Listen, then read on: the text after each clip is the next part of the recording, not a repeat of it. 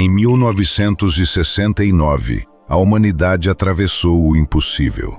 Pela primeira vez, um homem caminhou sobre outro mundo e o Polo Lunar guardou as marcas dessa conquista. 3 anos depois, quando a Apollo 17 decolou da superfície cinzenta da Lua, ninguém imaginava que aquela seria a última vez, por mais de meio século, que pés humanos tocariam um solo além da Terra. O que deveria ter sido o início de uma nova era, acabou se transformando em um silêncio que ecoa até hoje. Por que nunca mais voltamos? Décadas se passaram. Vivemos agora a era da inteligência artificial, dos foguetes reutilizáveis, dos carros que dirigem sozinhos, de máquinas capazes de simular o pensamento humano. A SpaceX faz pousar seus propulsores gigantes como se fossem penas caindo do céu, e ainda assim, meio século depois, ninguém conseguiu repetir a façanha de 1969. Parece absurdo, mas a resposta é mais complexa e mais humana do que se imagina. Para compreender o presente, é preciso voltar ao momento em que tudo começou. Era manhã de 16 de julho de 1969, em Cabo Canaveral, quando o rugido do Saturno V rompeu o ar com a força de um trovão.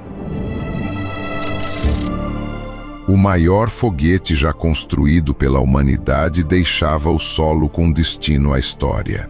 Dentro dele, 3 homens, Armstrong, Aldrin e Collins, embarcavam numa jornada que mudaria para sempre a nossa relação com o cosmos. O mundo assistia em êxtase, sem perceber que naquele instante estávamos testemunhando não apenas um avanço tecnológico, mas o limite de uma civilização disposta a arriscar tudo para provar do que era capaz. E foi justamente nesse instante, de glória e ruído, que o futuro começou a silenciar.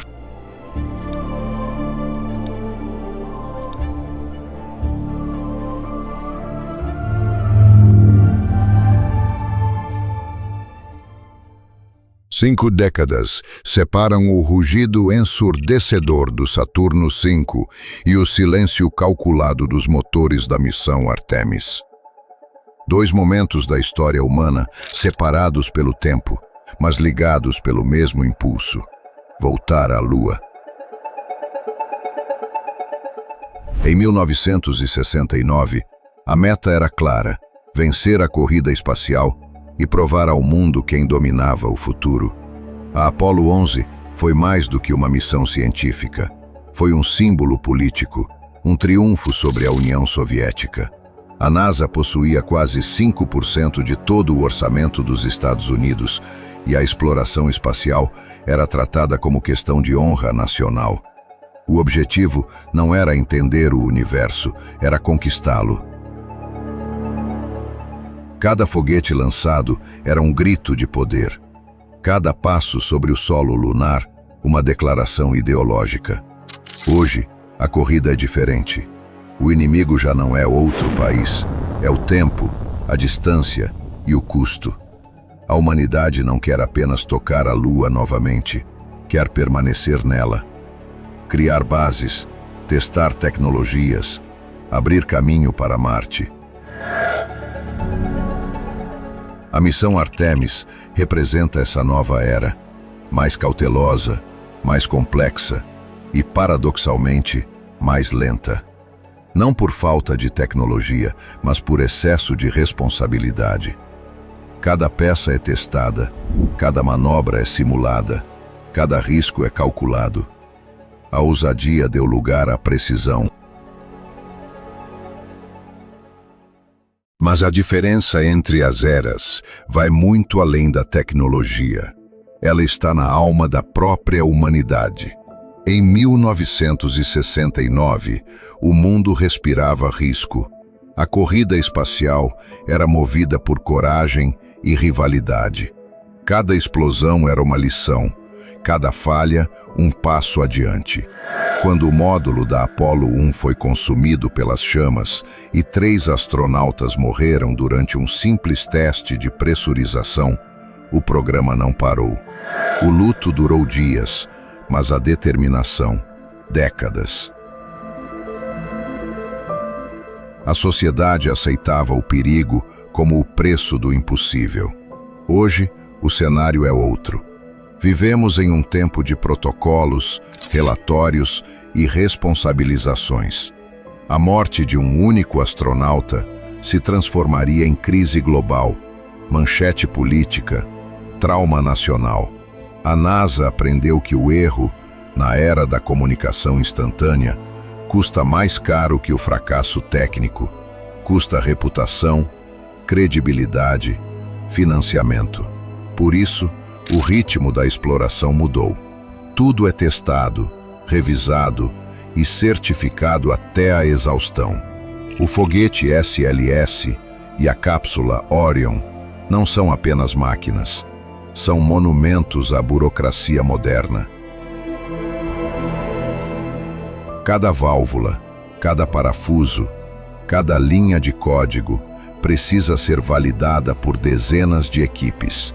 O resultado é um programa mais seguro, mas também mais lento, mais caro e emocionalmente distante da ousadia dos anos 60. A Apollo nasceu do improviso genial. Artemis nasce da precaução necessária. Entre a urgência e o controle, perdemos a pressa, mas talvez ganhamos consciência. Hoje, o ser humano ainda olha para o céu, mas olha com medo de cair. E mesmo assim, continua tentando subir.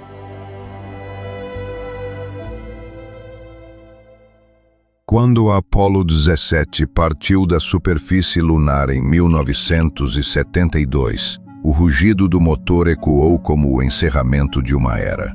Naquele instante, a humanidade deixava não apenas a Lua, deixava também o ápice de sua ousadia. O programa Apollo foi desativado não por falta de tecnologia, mas porque havia cumprido seu propósito político. A conquista da Lua foi uma corrida, não um destino. Serviu para provar poder, não para construir futuro. Com o fim da Guerra Fria, o investimento que sustentava foguetes do tamanho de arranha-céus perdeu sentido. O orçamento da NASA, que chegou a representar quase 5% dos gastos do governo americano, despencou para menos de 1%. As linhas de produção do lendário Saturn V foram desmontadas e o conhecimento acumulado se fragmentou entre relatórios arquivados e mentes que logo se aposentariam. A Lua deixou de ser fronteira e virou lembrança. Enquanto a Terra mergulhava na revolução digital, o espaço tornou-se um território distante, mantido vivo apenas por robôs e sondas automáticas. O homem, que havia tocado outro mundo, passou os 50 anos seguintes preso à órbita terrestre, observando de longe aquilo que já havia conquistado. Era como se, ao vencer o desafio máximo, a espécie humana tivesse perdido o motivo para continuar tentando. E esse silêncio, esse intervalo de meio século entre passos humanos sobre a poeira lunar, não foi apenas uma pausa tecnológica, foi uma pausa de propósito. 50 anos depois, a humanidade volta a mirar a Lua. Mas desta vez, o propósito é outro. Artemis não quer repetir a glória de um salto, quer permanecer. O que antes foi símbolo de conquista, agora se transforma em infraestrutura. A nova arquitetura espacial reflete essa mudança de filosofia. O foguete SLS lança a cápsula Orion e sua tripulação em direção à órbita lunar, enquanto uma Starship, já enviada antes, aguarda em seu ponto de encontro, uma órbita halo, quase retilínea, cuidadosamente calculada. Para chegar até lá, essa Starship foi reabastecida em órbita por uma frota de tanques autônomos, em manobras que lembram uma coreografia orbital de precisão. O acoplamento acontece a milhares de quilômetros da Terra. 2 astronautas atravessam o portal metálico, transferem-se para a nave de pouso e iniciam a descida. Na superfície, caminham, instalam instrumentos, coletam amostras e testam tecnologias que a Apollo jamais imaginou. Trajes projetados para resistir semanas, sistemas de energia sustentáveis, habitats infláveis e a extração de gelo como combustível. Cada etapa da missão foi desenhada não apenas para chegar, mas para ficar. O que parece complexo, reabastecimentos, acoplamentos, múltiplos lançamentos, é, na verdade, a única forma de construir continuidade. É o nascimento de uma logística lunar, o primeiro ensaio de uma economia entre mundos. A Lua deixa de ser destino e se torna plataforma, campo de testes para Marte, base para mineração, laboratório para o futuro. O sonho deixou de ser chegar lá. Agora, o desafio é permanecer e fazer da poeira cinza o alicerce de uma civilização interplanetária.